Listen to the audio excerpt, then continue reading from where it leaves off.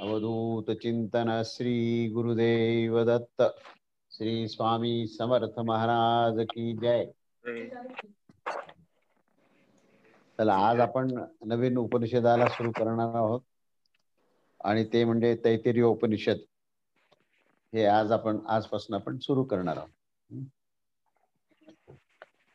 तर आपले 2 उपनिषद झाले आणि ईशावास्य उपनिषद आणि ऐतरेय उपनिषद हे 2 उपनिषद झाले.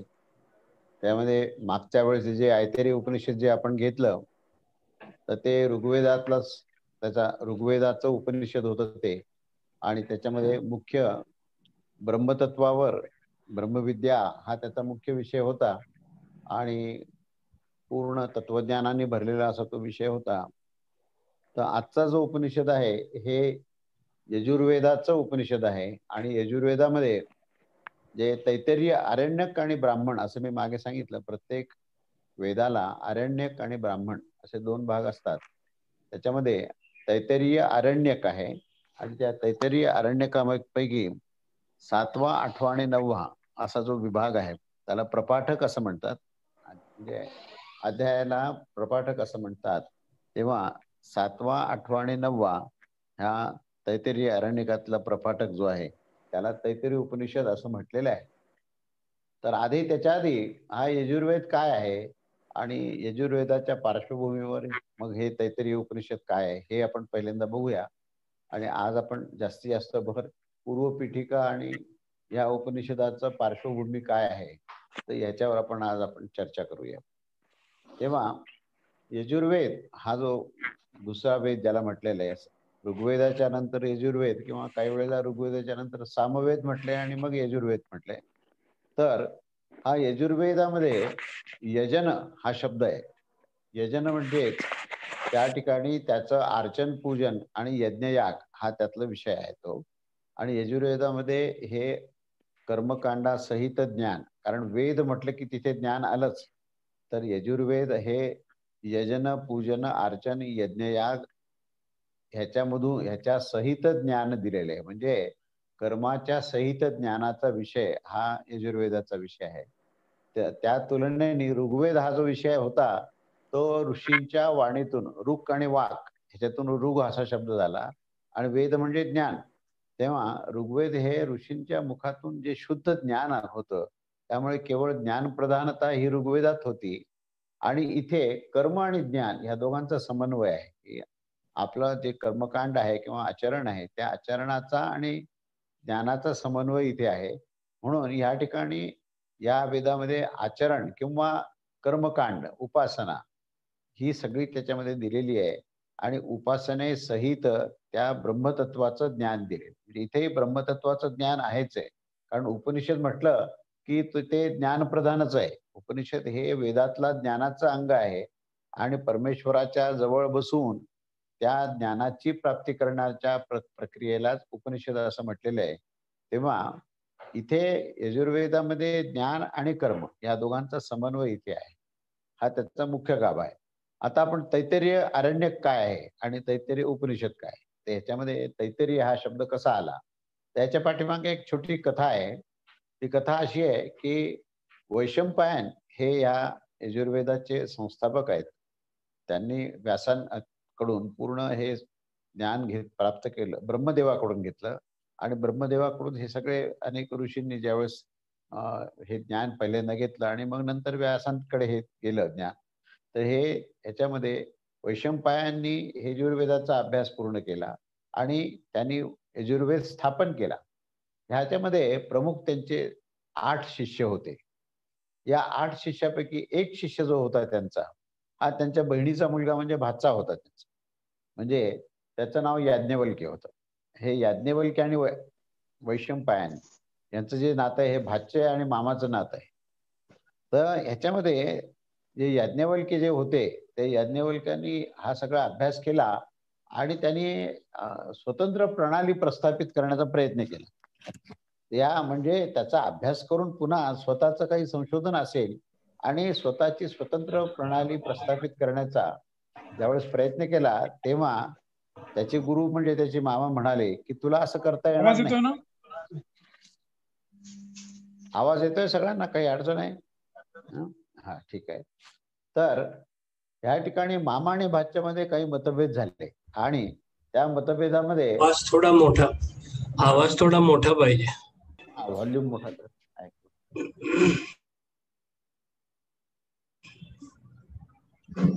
फुल आहे का?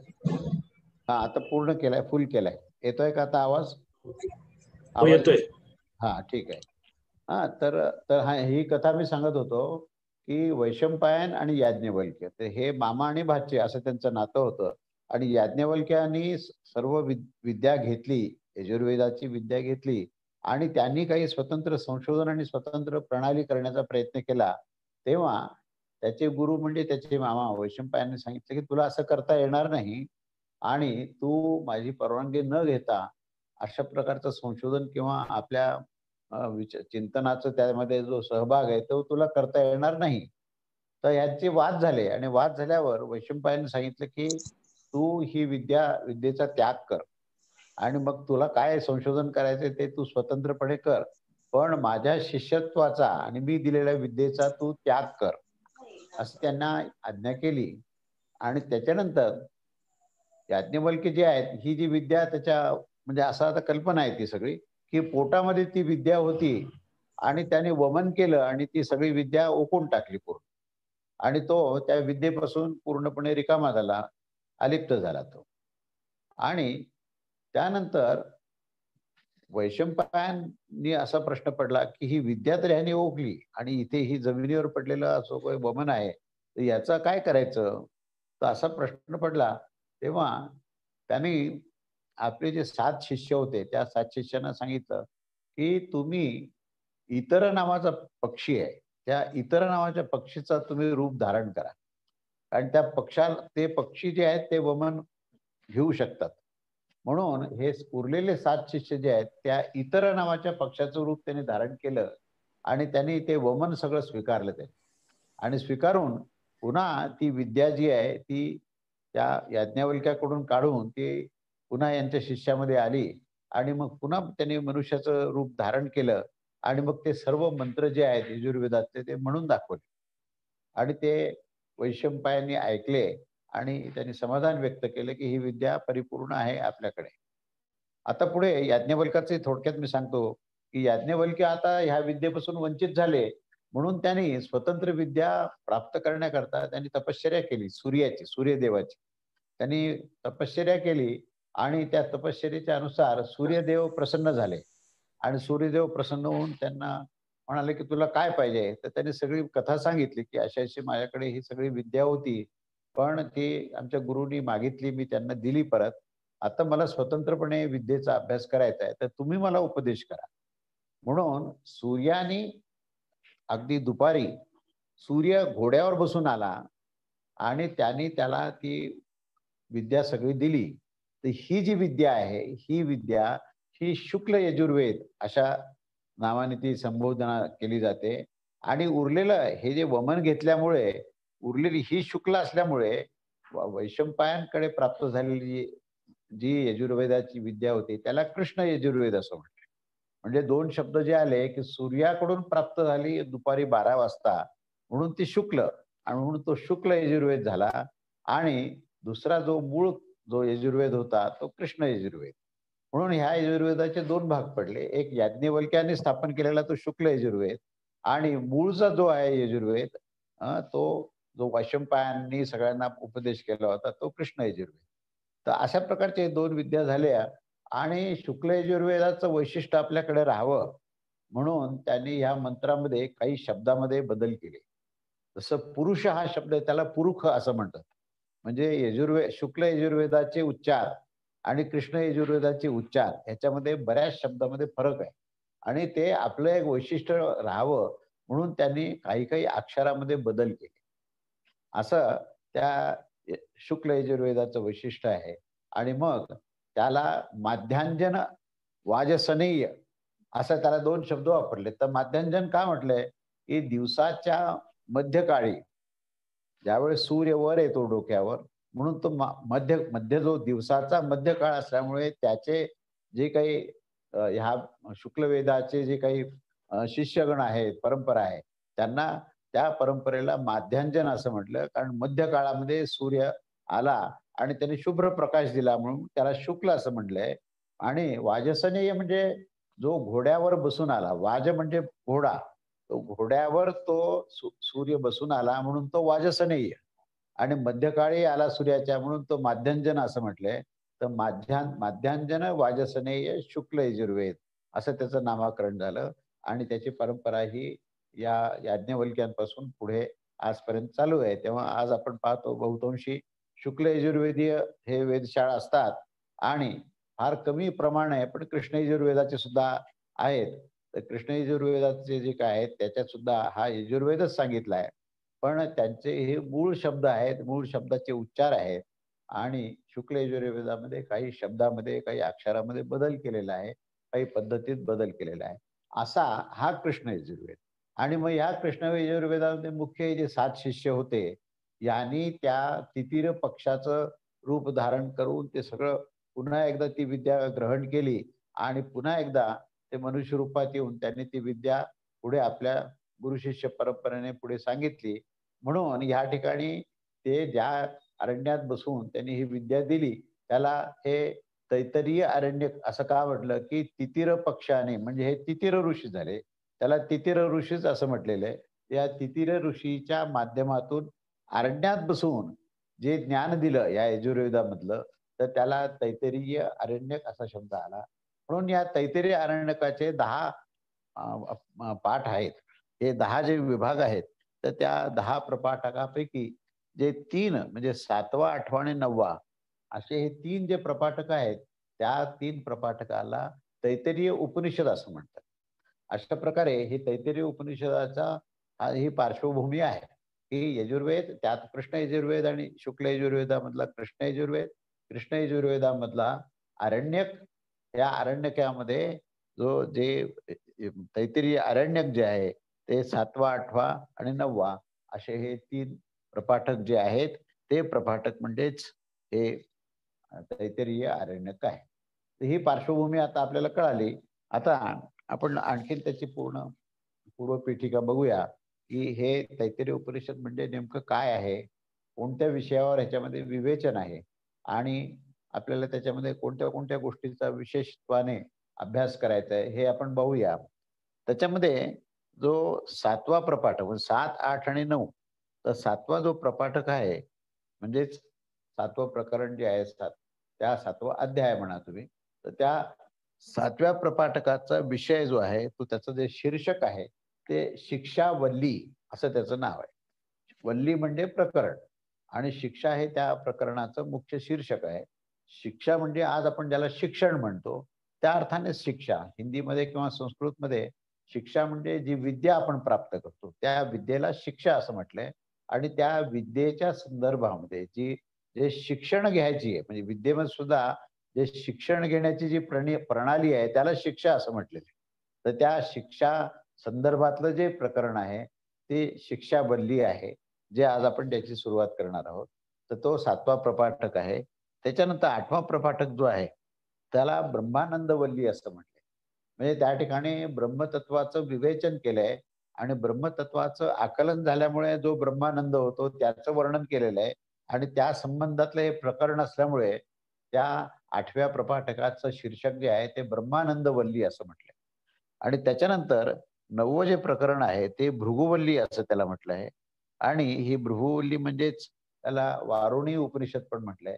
कारण 8वा प्रपाठक जो ब्रह्मानंदवल्ली आहे, तर तो जो आहे तो वरुणाने स्थापन केलेला आहे. त्यांच्यापैकी एक जो शिष्य होता. आणि 9वा जो आहे तो वरुणाचा पुत्र जो भृगू, त्या भृगूनी ह्या विद्येचा ब्रह्मविद्या जी आहे ह्या ब्रह्मविद्येची प्राप्ती कशी करावी ह्याच्यावर त्यांनी प्रकाश टाकला आहे. आणि त्या भृगु ऋषींनी हे लिहिल्यामुळे त्याला भृगुवल्ली असं म्हटले. म्हणजे एकंदरीत ह्या तैत्तरीय अरण्यकामध्ये हे 3 विभाग आहेत. त्यामध्ये पहिला विभाग जो आहे शिक्षावल्ली आहे. त्याला संहिती असं सुद्धा म्हटलेलं आहे. संहिती. संहिती म्हणजे संहिता हा शब्दापासून संहिती शब्द आला. संहिता म्हणजे काय? तर जे मंत्र त्यामध्ये दिलेले असतात त्या मंत्राला संहिता असं म्हटलेलं आहे. तर त्या मंत्राच्या संदर्भात दिलेलं शिक्षण म्हणून त्याला सांविती असं म्हटलंय. शिक्षावल्लीला सांविती असा सुद्धा शब्दप्रयोग केलेला आहे. तेव्हा अशा रीतीने हे शिक्षावल्ली, ब्रह्मानंदवल्ली आणि भृगुवल्ली असे हे 3 विभाग याच्यामध्ये आपल्याला दिसतात. त्यामध्ये हा जो वारुणी उपनिषद जो आहे तो प्रधान मानलेला आहे. कारण याच्यामध्ये पहिले शिक्षण कसं घ्यावं हे शिक्षावल्ली हे प्रकरण आहे. पण कशाचं शिक्षण घ्यावं, कुठली विद्या घ्यायची आहे तर ती वारुणी विद्या, ही वारुणी उपनिषद त्याला म्हटले आणि म्हणून याच्यामध्ये प्रधान जो आहे तो वारुणी उपनिषदाचं प्रधान आहे, असं त्यामध्ये सांगितले आहे. आणि ही वारुणी उपनिषद म्हणजेच ही ब्रह्मविद्या आहे. या ब्रह्मविद्येचं विवेचन हे या ठिकाणी वारुणी विद्येमध्ये दिलेलं आहे. आणि ह्या ब्रह्मविद्येचं जे आहे अध्ययन आणि आकलन कसं करायचं, कारण ह्याचा अभ्यास कसा करायचा, हा जो भाग आहे तो आताच पहिलं प्रकरण म्हणजे शिक्षावल्ली.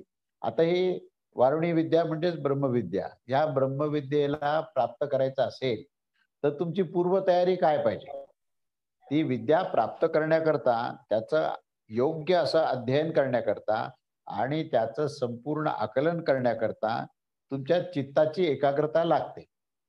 ती चित्ताची एकाग्रता कशी आणायची? त्याच्याशिवाय तुम्हाला गुरुची कृपा पाहिजे. गुरुच्या कृपेशिवाय तुम्हाला आकलन होणार नाही त्याचं.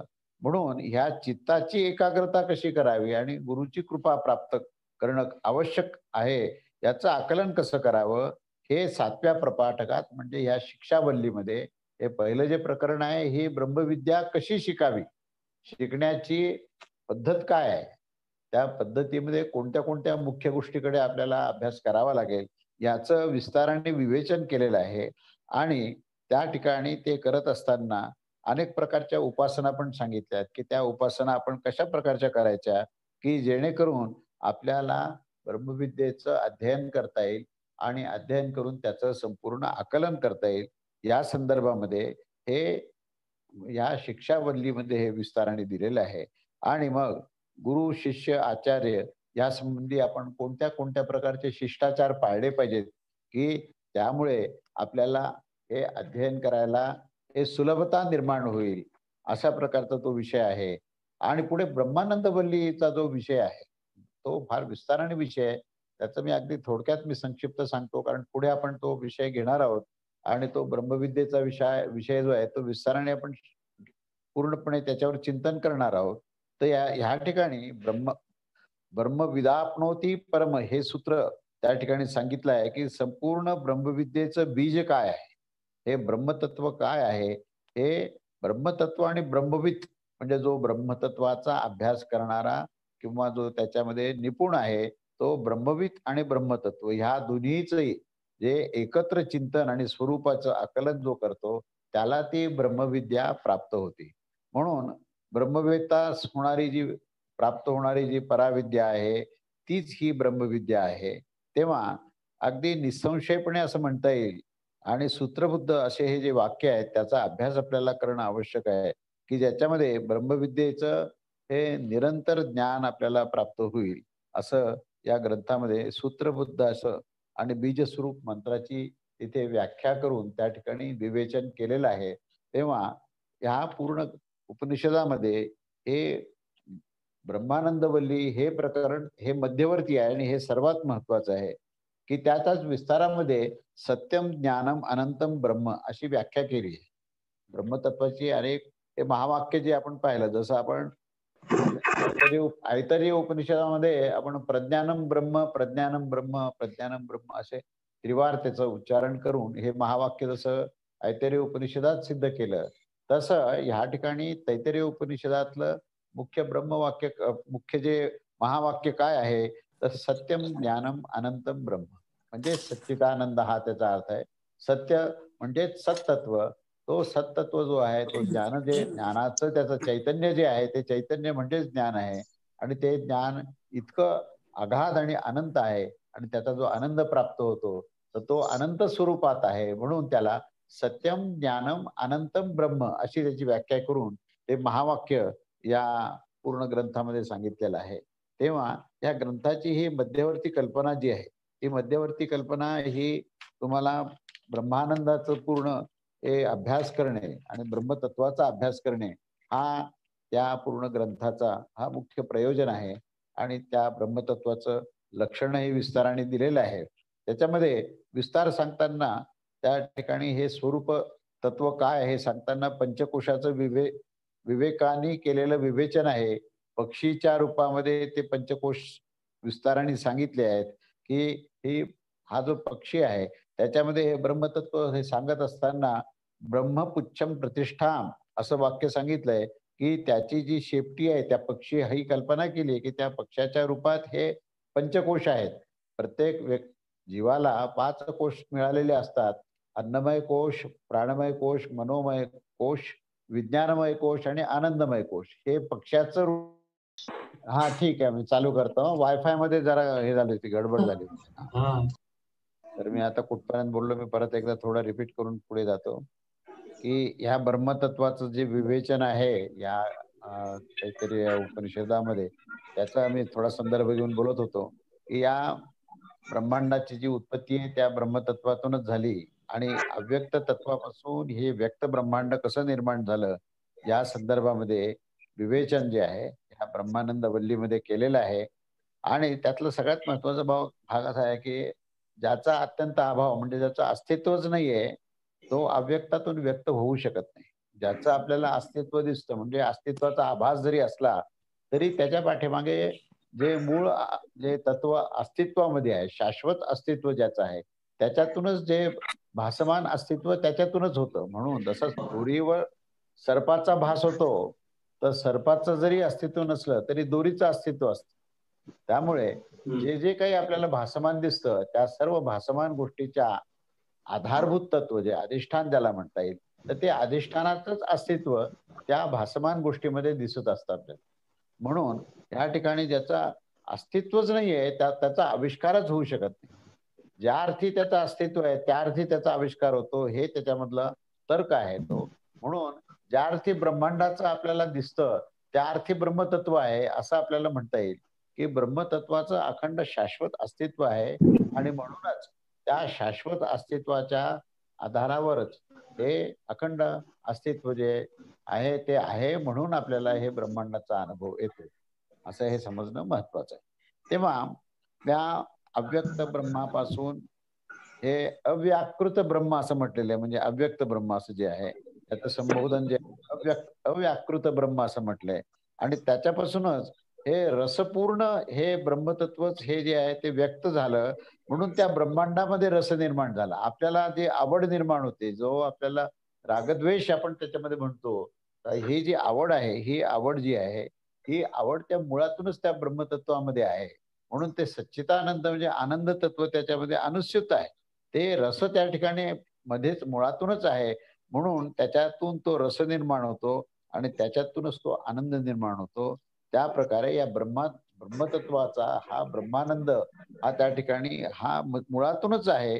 पण तो आनंद घेण्याकरता आपल्याला ब्रह्मांडामध्ये जावं लागतं आणि ब्रह्मांडाची आणि या संबंध चैतन्यमय सजीव संसाराची ही उत्पत्ती होते आणि त्या सजीव संसाराचा आपल्याला सुख मिळण्याचा आभास होतो. पण खरा जो आनंद आहे तो त्या ब्रह्मानंद वल्लीमध्ये जो वर्णन केलेला आहे त्या ब्रह्मतत्वाचाच तो आनंद असतो. असं हे खूप विस्ताराने सांगितलंय. मी तुम्हाला थोडक्यात सांगितलं, पण खूप विस्ताराने ही ब्रह्मानंद वल्ली सांगितली आहे आणि पुढे शेवटी भृगवल्ली सांगितली आहे, की त्या भृगवल्लीमध्ये ह्या ब्रह्मांडाचा या ब्रह्मतत्वाची आपण उपलब्धी कशी करायची, कसं प्राप्त करायचं आणि त्याचा आनंद कसा घ्यायचा, हे भृगु ऋषींनी सांगितलंय. अशा रीतीने हे 3 प्रकरण आहेत. तेव्हा आता आपण पहिलं प्रकरण जे आहे, हे सुरू करू आपण. त्याची सुरुवात जी आहे ही शांतीपाठाने केलेली आहे आणि या शांतीपाठामध्ये काय म्हटलंय, शांतीपाठाचं प्रयोजन काय असतं, की आपण एखाद्याचा अभ्यास करताना अनेक अडथळे येतात. आधिभौतिक, आधिदैविक आणि आध्यात्मिक अशा 3 स्तरावरचे अडथळे असतात. जसं आता हा वायफाय बंद झाला, तर ती आधिभौतिक अडचण आहे. म्हणून आपण हा शांतीपाठ केला, तर या तिन्ही अडथळ्यापासून आपण मुक्त होऊन त्याचं चिंतन करू शकतो. म्हणून हा शांतीपाठ आहे. तेव्हा या शांतीपाठाची आपण सुरुवात करूया.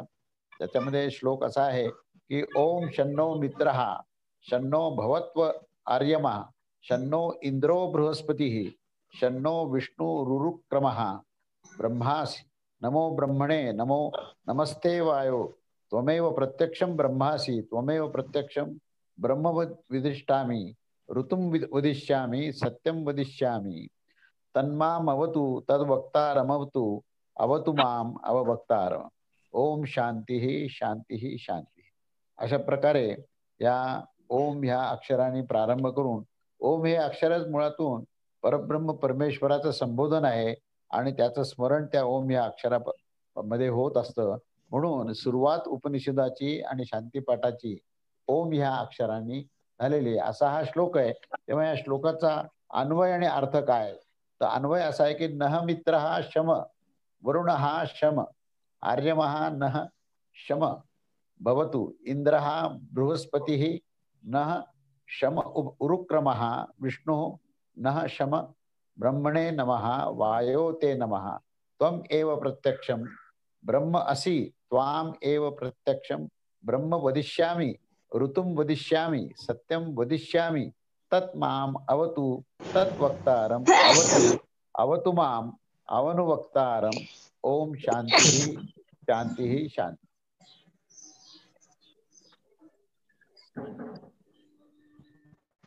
हॅलो,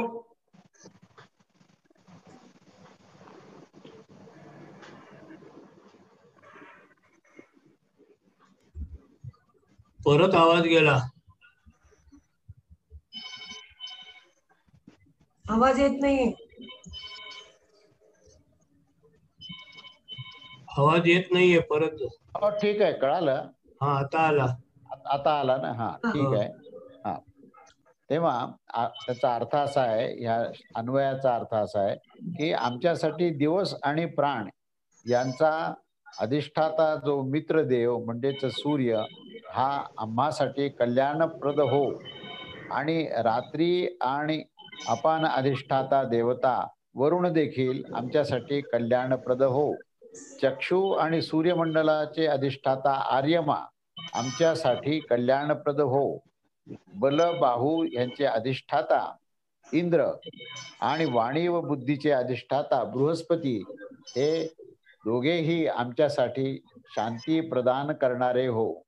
त्रिविक्रम रूपाने विशाल आविष्कारात विष्णू जे पायांचे अधिष्ठाता आहेत ते आमच्यासाठी कल्याणकारी हो. उपर्युक्त समग्र देवदेवतांचं आत्मस्वरूप म्हणजेच ब्रह्मतत्व, त्या ब्रह्मतत्वालाच आमचा नमस्कार असो. हे वायुदेव तुमच्यासाठी आमचा नमस्कार असो. तुम्ही म्हणजे वायू हे प्रत्यक्ष प्राणरूपात प्रतीत होत असतात आणि म्हणूनच ते ब्रह्मस्वरूप आहेत. तेव्हा तुम्हासच प्रत्यक्ष ब्रह्म असे आम्ही संबोधन करू.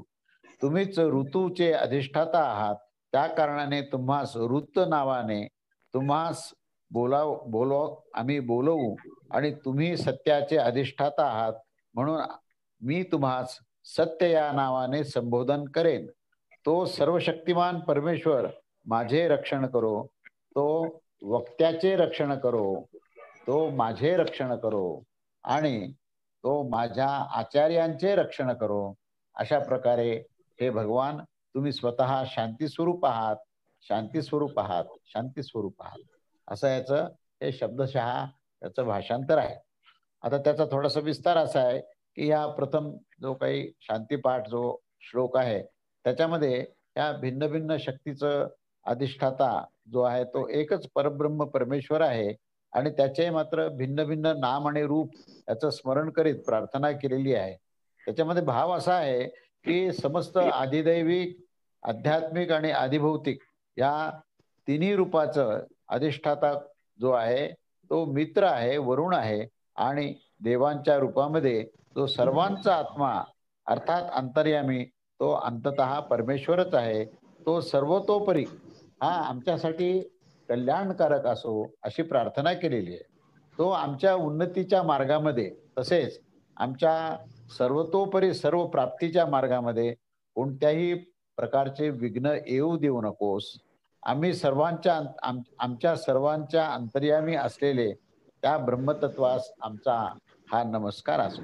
अशा प्रकारे ह्या परमेश्वरास शांती प्राप्त होण्यासाठी प्रार्थना करून आणि त्याच्यानंतर जो सूत्रात्मा जो आहे त्याच्यामध्ये सूत्रात्मा म्हणजे जो कार्य करून घेणारा जो प्रेरक तत्व आहे, तो सूत्रात्मा हा प्राणाच्या रूपात आहे आणि तो प्राण जो आहे तो प्रत्यक्ष परमेश्वरच असतो.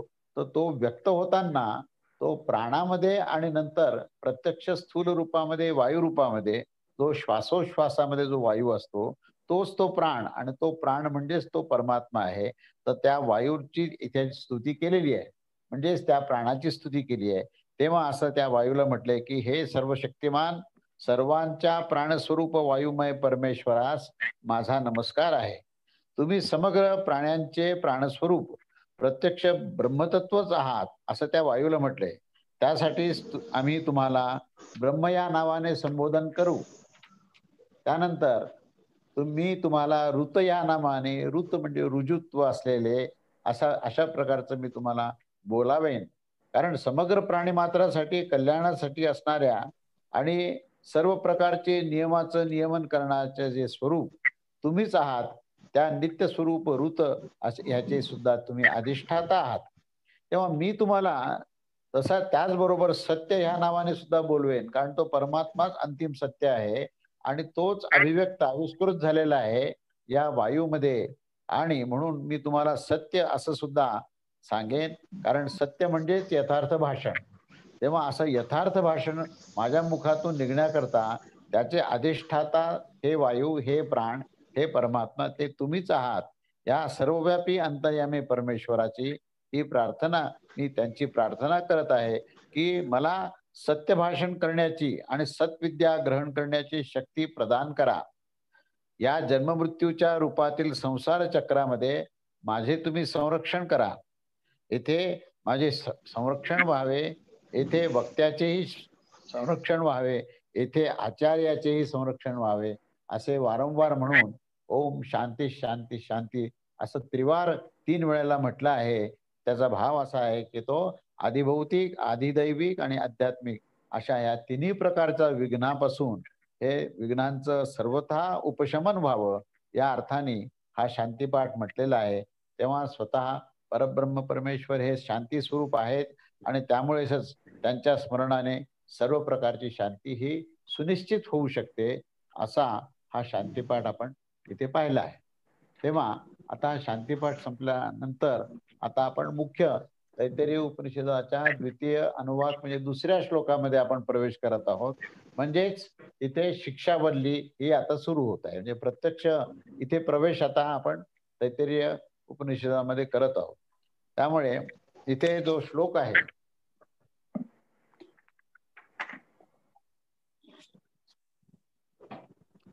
हा जो मूळ श्लोक शिक्षावल्लीचा पहिला श्लोक असा आहे की शिक्षा व्याख्यास्यामः. मी याची व्याख्या करतो. शिक्षा व्याख्यास्यामः वर्णे स्वरः मात्रा बलम साम संतानः इत्युक्तः शिक्षाध्यायः. अन्वय त्याचा असा आहे की शिक्षा व्याख्यास्यामः वर्णः स्वरः मात्राः बलम साम संतान इति शिक्षाध्याय उक्तः. असं आता चष्माच घालायचा म्हणलं असं काय दिसत आहे इथे.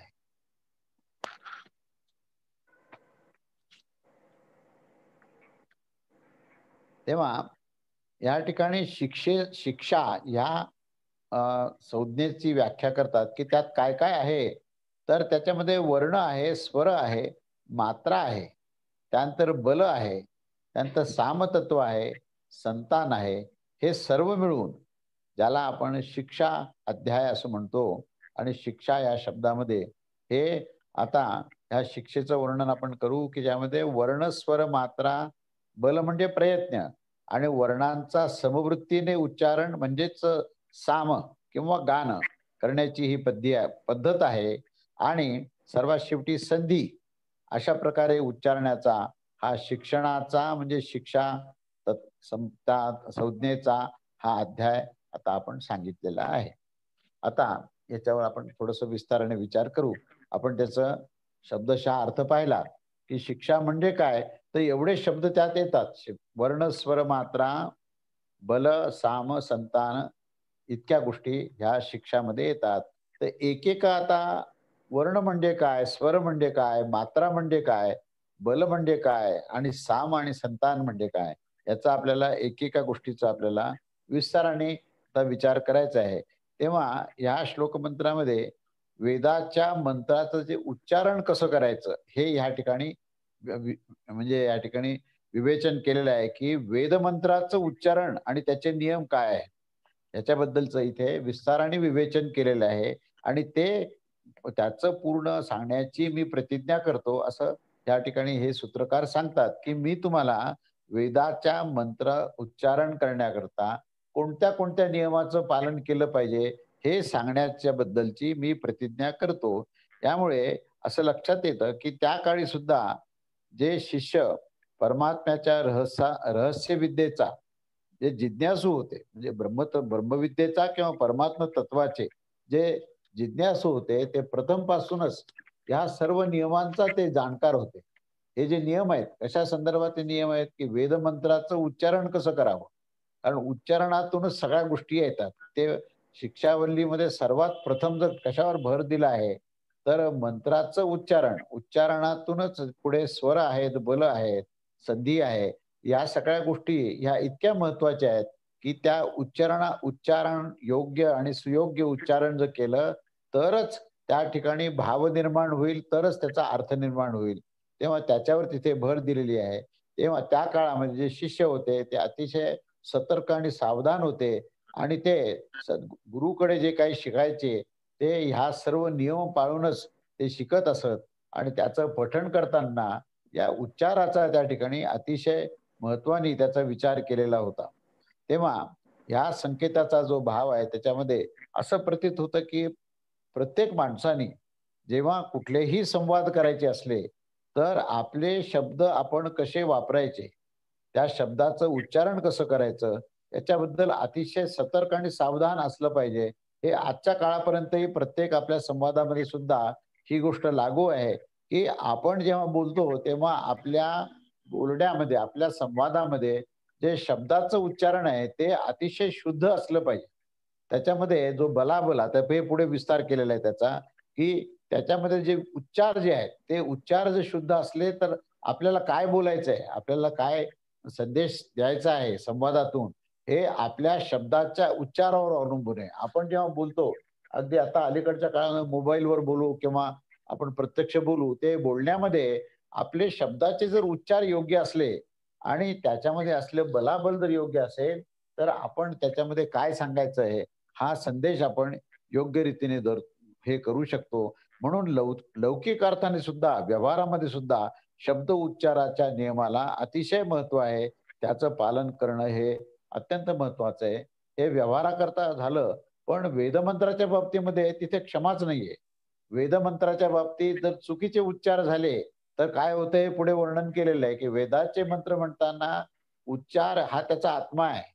त्या योग्य उच्चाराने जर तुम्ही त्याचं उच्चारण योग्य केलं तरच तुम्हाला ती शिक्षा प्राप्त होते तरच त्याच्यातलं रहस्य प्राप्त होतं. गुरुकडे ज्यावेळेस तुम्ही वेद शिकायला जाता तेव्हा वेद शिकण्यामध्ये गुरु जे उच्चार करतात त्याचा अतिशय लक्षपूर्वक त्याच्यावर विचार करून त्याप्रमाणेच आपल्याला त्याचे उच्चार करणं आवश्यक आहे. तेव्हा त्या उच्चारामध्ये काय काय येतं तर पहिल्यांदा त्यांनी वर्ण हा शब्द वापरला. वर्णामध्ये जे व्यंजन आणि स्वर अशा दोन प्रकारचे अक्षर आहेत. तर स्वर म्हणजे अ आ इ ई हे स्वर झाले आणि व्यंजन म्हणजे क ख ग घ न हे ज्ञ पर्यंत हे जे अक्षर आहेत हे व्यंजन आहेत. तेव्हा व्यंजन आणि स्वर ह्याच्या वर्णाचा अत्यंत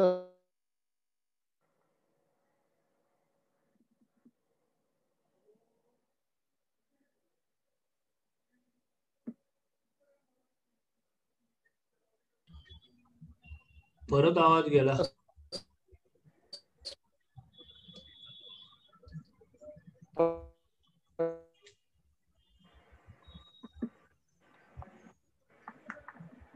परत ऐकायला येत नाहीये.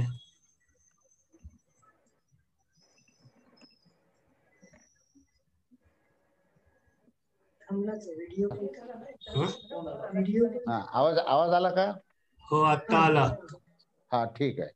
हा तर मी हे सांगत होतो की स्वर आणि व्यंजन ह्या वर्णांचं ह्याला वर्ण असं म्हटलेलं आहे. त्या स्वर आणि व्यंजनाचं सुद्धा प्रत्येक अक्षराचा उच्चार हा अत्यंत स्पष्ट आणि योग्य झाला पाहिजे. अन्यथा काय होऊ शकतं, त्यांनी असं वर्णन केलंय की दंत्य दंत्य नावाचं व्यंजन आहे. दंत्य म्हणजे काय, की दंत्यामध्ये स हे अक्षर येतं. स हे अक्षरांना दाताचा उपयोग होतो आणि त्या स या अक्षराच्या ठिकाणी जर तालव्य म्हणजे टाळूचा उपयोग होतो, तर टाळूचा उपयोग करताना श म्हणतो आपण. श आणि स आणि मूर्धन्य म्हणजे आपण श हा उच्चार करताना स, श आणि श हे 3 अक्षर आहेत बघा. म्हणजे उदाहरण दिलंय त्यांनी, की स च्या ठिकाणी तुम्ही जर श म्हटलं, तर त्याचा अर्थ बदलतो आणि स च्या ठिकाणी श म्हटलं, षटकोनातलं श. म्हणजे श, श आणि स हे 3 जर अक्षर तुम्ही उच्चार केले, तर स ला दंत्य व्यंजन असं म्हटले. म्हणजे दाताच्या जवळ त्याचं उच्चारण होतं. दातापाशी त्या वायूचा तिथे स्पर्श होतो, त्यावेळेस स अक्षर येतं आणि जर त्या ठिकाणी तालव्य टाळूच्या ठिकाणी जर त्या ठिकाणी स्पर्श झाला प्राणवायूचा, तर तिथे श असा येतो आणि मूर्धन्य म्हणजे आपल्या मस्तिष्कच्या वरपर्यंत जाणारा जो शब्द आहे तो श आहे. श म्हणताना आपण मूर्धन्य म्हणजे सहस्त्रार चक्राच्या दिशेने असा तो उच्चार होतो, तो श आहे. म्हणून स च्या ठिकाणी श म्हणू नका आणि स च्या ठिकाणी श म्हणू नका. तेव्हा स हे स या अर्थानेच या अक्षराचाच उच्चार करा, असं त्यांनी एक उदाहरण दिलेलं आहे. या व्यंजन आणि या अक्षराचं उच्चारण हे स्पष्ट करावं. त्याच्या ऐवजी दुसरं कुठल्याही अक्षराचं उच्चारण केलं तर ते निषिद्ध आहे. आणि तशा प्रकारे मंत्राचा उच्चार करताना हे जे अक्षरं येतात, हे अक्षरं त्या अक्षराच्याच उच्चाराप्रमाणे करा. दुसरं उदाहरण दिलंय, की व च्या ठिकाणी ब. आपण पाहतो की बंगाल किंवा मध्य प्रदेश, आसाम इकडच्या ठिकाणी आपण पाहतो, की इथे व ह्या ठिकाणी ब चा उच्चार केलाय. बिलासपूर. इथे विलासपूर हे मूळ गावाचं नाव आहे. पण त्याला बिलासपूर असं म्हटलेलं आहे. आणि बंगाली याच्यामध्ये पुष्कळ ठिकाणी व च्या ठिकाणी ब वापरलंय. गुजरातीमध्ये स च्या ठिकाणी ह वापरलंय. सवारे म्हणताना हवारे म्हणतात तिथे, की सकाळ सांगताना सवारे म्हणतो, तर कलोक्वियल लँग्वेजमध्ये ग्रामीण भाषेमध्ये त्याला हवारे असं म्हणतो. म्हणून आपल्या या भाषेमध्ये सुद्धा आपण त्या अक्षराला दुसरं अक्षर टाकतो आणि दुसरं अक्षर टाकून आपली ग्रामीण भाषा तयार होते. पण ते निषिद्ध आहे. म्हणजे जेव्हा आपण शुद्ध अक्षर आणि शुद्ध शब्दाचा आपण विचार ज्यावेळेस करतो, त्यावेळेस हे जॉईन शुद्ध ऑडिओ. अक्षर आणि शुद्ध शब्द काय झालंय? नाही मग कोणाचं असं व्हिडिओ मध्येच का दिसत? हा. तर हे शब्दाचे उच्चार योग्य करणं आवश्यक आहे. शब्द आणि उच्चार याचा आवाज कोणाचा येतोय? बोलू नका. ऑडिओ बंद करा तुमचा. ऑडिओ बंद करा तुमचा. ऑडिओ तुमचं बंद करा. केला? आणि व्हिडिओ सुद्धा दिसता का म्हणे? ऑडिओ व्हिडिओ दोन्ही बंद असले. तेव्हा शब्दाचं उच्चारण आणि शुद्ध शब्दाचं उच्चारण ह्याच्यामध्ये ही संस्कृती दिसते. संस्कृतीचा संबंध आणि शब्द उच्चारणाचा संबंध हा अत्यंत जवळचा आहे. ज्यावेळेस शुद्ध स्वर असले, शुद्ध उच्चारण असलं, तर त्या ठिकाणी उच्च प्रकारची संस्कृती आहे. पण ज्या ठिकाणी शब्दाच्या अक्षराच्या ठिकाणी दुसरे अक्षर वापरले, तर तिथे निम्न दर्जाची संस्कृती येते. त्या ठिकाणी विचाराची सुद्धा निम्नता येते. म्हणून शब्द उच्चारणाचा, अक्षर उच्चारणाचा संबंध हा संस्कृतीशी येतोय, संस्काराशी येतोय आणि संस्कृत भाषेशी येतोय. म्हणून कारण मंत्र सगळे संस्कृत भाषेमध्ये आहेत आणि संस्कृत भाषेमध्ये ही छंदात्मक भाषा आहे आणि ह्याचं उच्चारण हे अत्यंत शुद्ध करणं आवश्यक आहे. तरच त्याचा अर्थ कळेल. असा या वर्ण या प्रकाराबद्दल इथे विशेष भर दिलेला आहे, की वर्णाचं म्हणजेच अक्षराचं उच्चारण हे अत्यंत सतर्कतेने आणि योग्य पद्धतीने नियमाचं पालन करून करायला पाहिजे. अशा प्रकारेच त्याच्यातून संवाद आणि जे काही आपण परस्परांमध्ये बोलतो, तर त्याच्यामध्ये वर्ण आणि उच्चाराला अतिशय महत्व आहे. त्याच्यातूनच खऱ्या अर्थाने भाव निर्माण होतात. भाव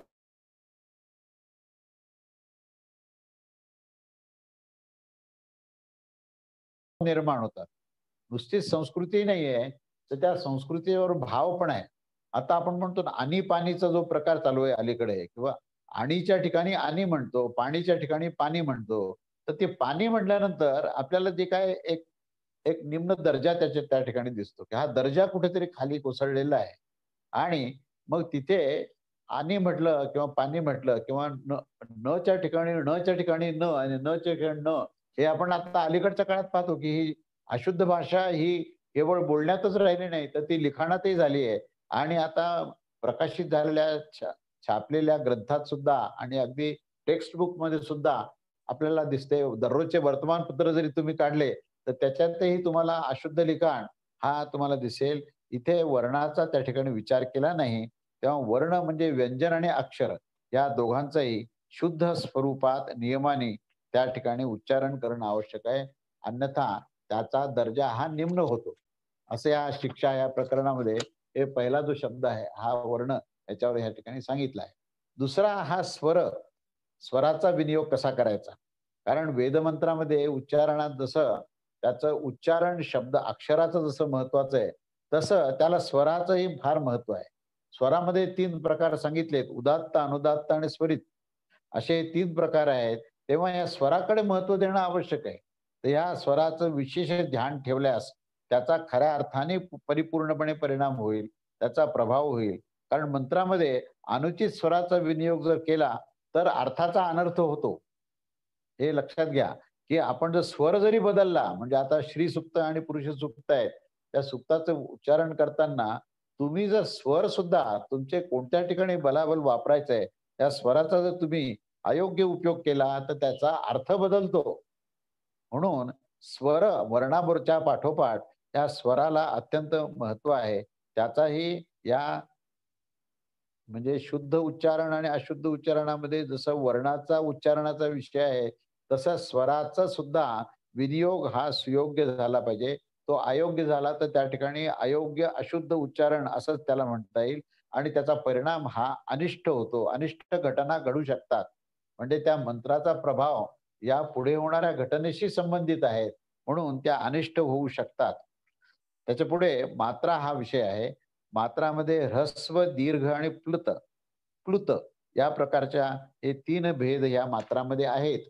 महर्षी पतंजलींनी त्यांच्या महाभाष्यात असं विवेचन केलं होतं, की स्वर आणि वर्णाची अशुद्ध किंवा दूषित शब्दाचा प्रयोग योग्य प्रयोग जर केला नाही आणि अपेक्षित अर्थाची त्यांना उपलब्धी होणार नाही. एवढंच नव्हे, तर ते वचनरूपी वज्र होऊन जातात आणि ते कोणाला तरी हानिकारक ठरतात.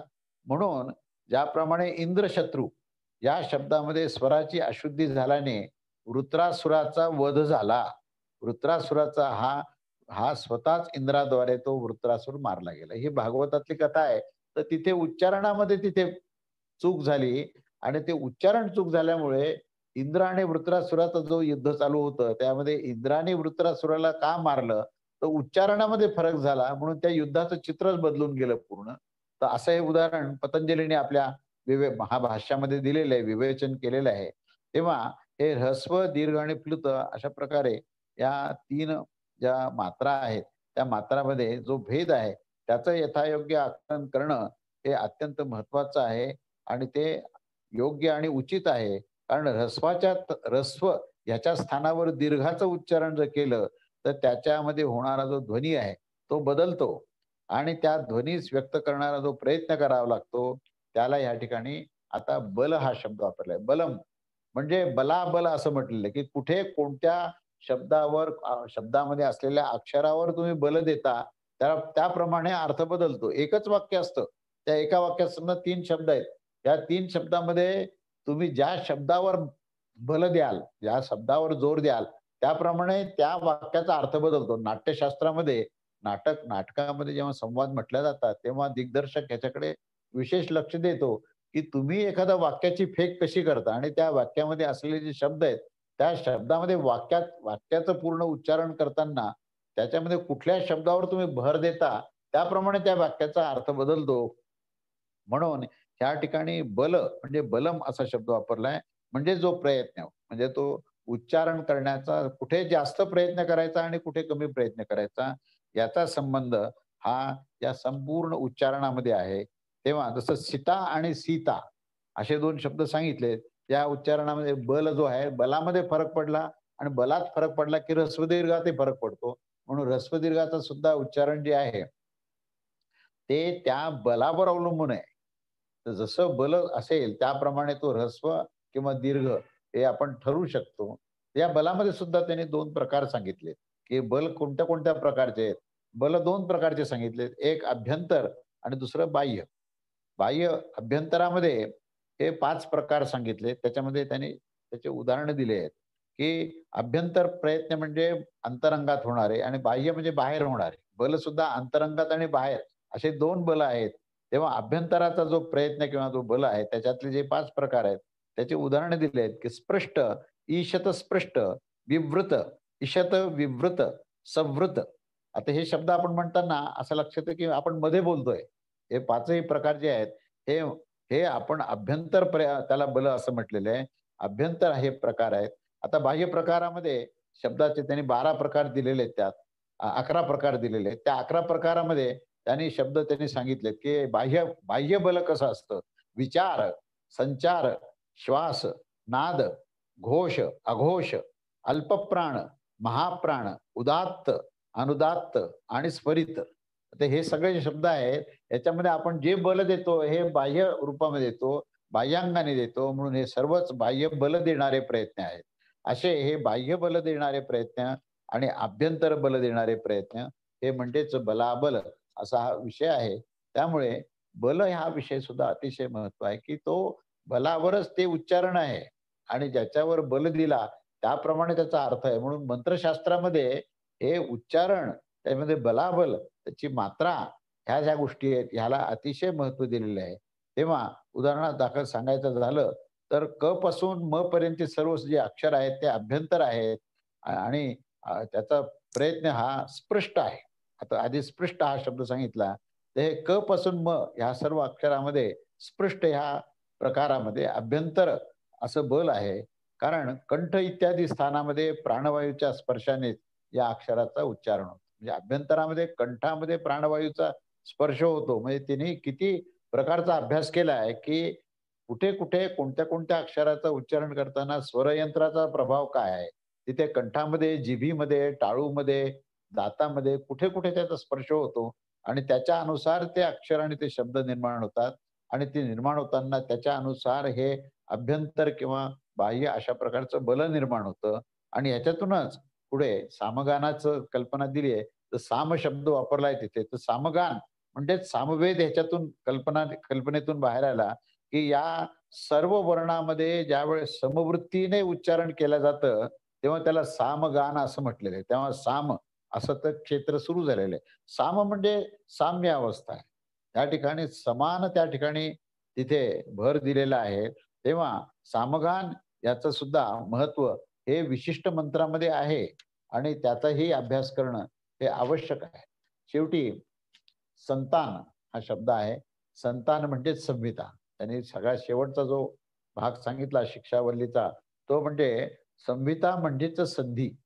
संहिता हे म्हणजे 2 प्रकारच्या गोष्टींनी जो संयोग होतो, त्याच्यामध्ये ती संधी होते आणि त्या संधीतून ती संहिता निर्माण होते. ही संहिता म्हणजेच संतान. संतान म्हणजे आउटपुट आहे. आपण त्याला पुत्र म्हणतो ना आपण, तशी ही संतान जे आहे, ही संहिता आहे. ही वेदाचं आउटपुट आहे. वेद जे आहे, वेदाचा आविष्कार जो आहे तो संहितामध्ये येतो. म्हणून वेद म्हणजे संहिता. पहिल्यांदा संहितेशिवाय वेदाची सुरुवात होत नाही आणि या संहितेमध्ये हे सर्व मंत्र येतात. तेव्हा मंत्राचा जो विभाग आहे, त्याला तिथे संहिता असं म्हटलंय. त्याच्यामध्ये स्वर, व्यंजन, विसर्ग अथवा त्या अनुसार झालेल्या आपापल्या वर्णाच्या संयोगाचं हे नूतन रूप धारण करणे. या सर्व वर्णाच्या संयोगाने नूतन-नूतन जे रूप धारण होतं, तीच ती संहिता आहे आणि अशा प्रकारे या वर्णाच्या संयोगजनित जो भाग आहे, तर त्या भागाला संधी असं म्हटलेलं आहे. तर त्या संधीमध्ये सुद्धा विकृती भाव संधी आणि प्रकृती भाव संधी असे 2 प्रकार सांगितलेत त्यात, की त्यामध्ये ही वर्णाच्या संयोगजनित जी गोष्ट घडते त्याला विकृती भाव असं म्हटलेलं आहे आणि काही विशिष्ट स्थानामध्ये जिथे संधी ही बाधित होत नाही. म्हणजे त्या ठिकाणी वर्णाचं कुठेही त्या ठिकाणी मूळ स्वरूप आहे, त्यातमध्ये कुठेही बाधा होत नाही. तेथे वर्णामध्ये कुठल्याही प्रकारचा विकार निर्माण होत नाही. तेव्हा अशा त्या अविकारी संधीस ही प्रकृती भाव असं म्हटलंय. विकृती भाव संधी जी आहे ते मूळ अक्षर जे आहेत ते बदलून जातात पूर्ण, आणि प्रकृती भाव संधी जी आहे ते मूळ अक्षर जसेच्या तसेच राहतात, ते अविकारी राहतात. तेव्हा मूळ वर्ण जेव्हा अविकारी असतात त्यावेळेस त्याला प्रकृती भाव म्हणतात. असं हे एकंदरीत पूर्ण प्रत्येक शब्दाचं इथे विवेचन केले आहे. तेव्हा त्याचा एकंदरीत जो अर्थ आहे तो वर्णाच्या उच्चाराला अतिशय महत्त्व दिलेलं आहे. या पूर्णच मंत्रशास्त्रामध्ये उच्चारणाला अत्यंत महत्त्व दिलं आहे. त्या उच्चारणाकडे आपण लक्ष द्यावं. म्हणून अलीकडच्या काळामध्ये आम्ही जे काही वेदमंत्र ऐकतो, तर त्या वेदमंत्रामध्ये ही गोष्ट फार दुर्मिळ झालेली आहे, की वेदमंत्राचं उच्चारण करताना त्या उच्चारणाकडे लक्ष फार कमी दिलं जातं आणि म्हणून त्याचे प्रभाव, त्याचा जो परिणाम आपल्याला जो मिळायला पाहिजे, तो मिळत नाही. आपण यज्ञयाग करतो, यज्ञामध्ये सुद्धा आपण मंत्र म्हणून हवन करतो. तर हे म्हणत असताना सुद्धा जे उच्चारण आहे त्याला अतिशय महत्त्व आहे. ते उच्चारण जर चुकलं किंवा त्या ठिकाणी बलाबल चुकलं, ऱ्हस्व दीर्घाची चूक झाली, मात्रा जर चुकली तुमची किंवा संधी जर चुकली तुमची, तर या सर्व गोष्टीचा जर कुठे जरी चूक झाली, तर त्या ठिकाणी त्या मंत्राचा प्रभाव होणार नाही आणि मंत्राचा प्रभाव जर झाला नाही, तर कधी-कधी अनिष्टही घडू शकतं. अशी ही सूचना या पहिल्या श्लोकामध्ये, या पहिल्या अनुवाकमध्ये दिलेली आहे. त्याच्या पुढचा जो भाग आहे, तो आपण पुढच्या रविवारी बघूया. अवधूत चिंतन श्री गुरुदेव दत्त. श्री स्वामी समर्थ महाराज की जय.